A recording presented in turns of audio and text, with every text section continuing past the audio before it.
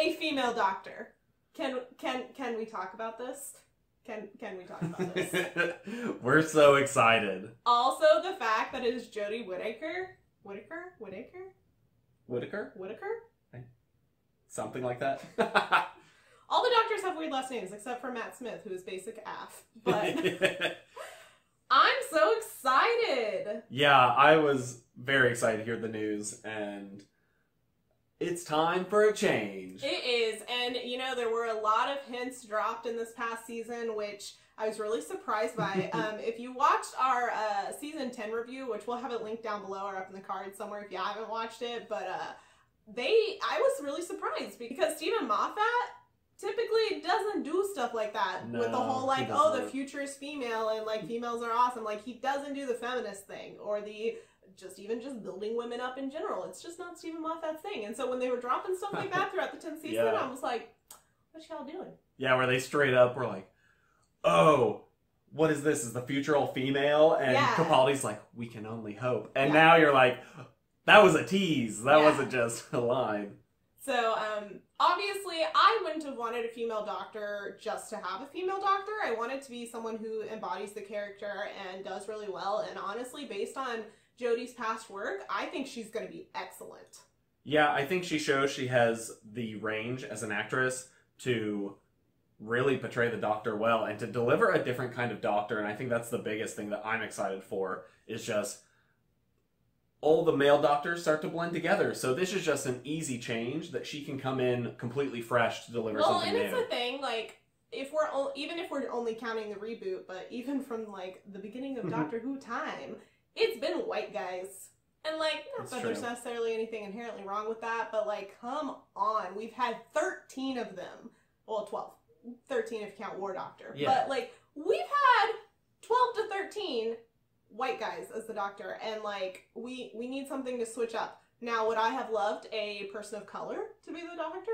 Absolutely. But you know what? If we have to start with just a white woman and then we go on to that too, I will take it. But eventually, hopefully, this will open more doors to other, you know, minorities or just other representation in general. I think in general, representation is really important, and just bringing diversity, because the Doctor is all about having that diverse point of view and adventures. And if it's always the same type of person, I feel like you start to lose some of that. So taking a risk and an adventure on just who the Doctor is, I think, can do a lot for the character. Yeah, and I mean, they started it with Capaldi's last season. You know, we finally had a woman of color as the companion who was also LGBT. I think that was amazing, so that's a good step. And then we had the Master, who turned into a woman, so kind of baby steps all the fans to, you know, Time Lords regenerating into other people besides just, you know, white men.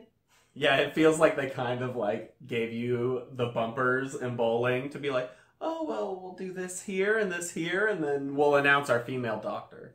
Well, and going back to Jodie's history and her acting credentials, basically, so I think she's most known in America for Broadchurch.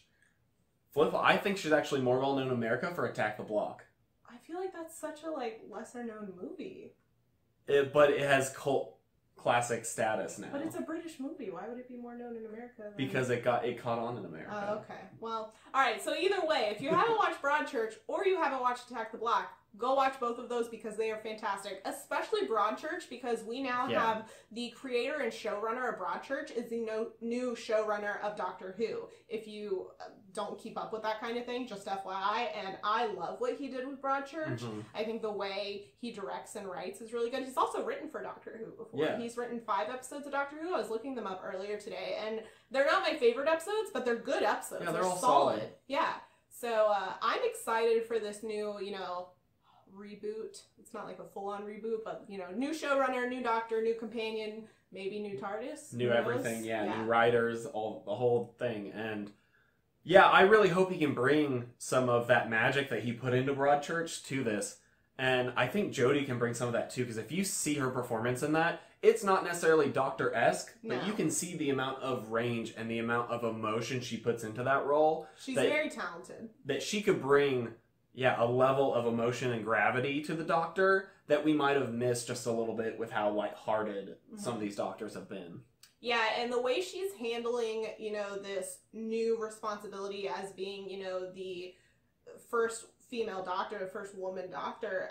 The interviews she's been giving so far just today has been so classy and so just poised and like, I got this, and like she's already giving me doctor vibes. Yeah, I think it shows that she has a good idea about what being the doctor means, and I think that's really important when you accept that role. Because what did she even say? The interviewer was asking her, you know, did she have to consider long to accept the role? I don't remember the specific question, but it was something along the lines of, like, how long did you have to think about it? Or, like, did you hesitate accepting? And she was like, if you are unsure about accepting the role of the doctor, you don't need this role. You don't want this role, you don't do it. Like, you need to be sure.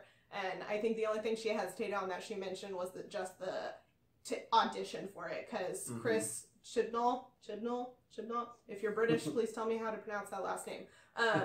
He apparently called her and was like, hey, I want you to come audition for this. And she was like, that's a lot of responsibility. Give me like 24 hours to get back to you, just because she wanted to, you know, talk to her loved ones, all that stuff. But once she auditioned for it, she was like in.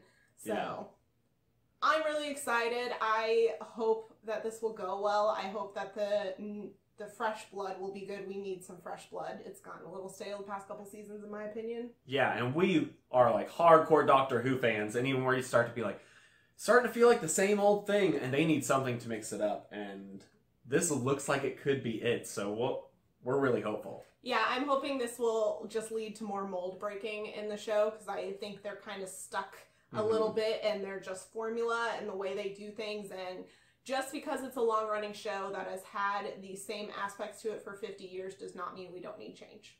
Yeah, you can still try new things and create new stories and not just tread the same ground over and over again. So I would just say to anyone who's watching this who's very hesitant about the new Doctor, or who's just really against a female Doctor, give it a chance. All of us are hesitant every time a new Doctor is announced. Oh, yeah. I give her a chance. See what she can prove to us. See what the writers can prove to us, and the directors and the creators. Like, just everyone, give it a chance. Obviously, we are very excited for the new Doctor. What did you guys think? Are you excited for Jodie as the 13th Doctor? Are you not excited? Let us know in the comment section down below.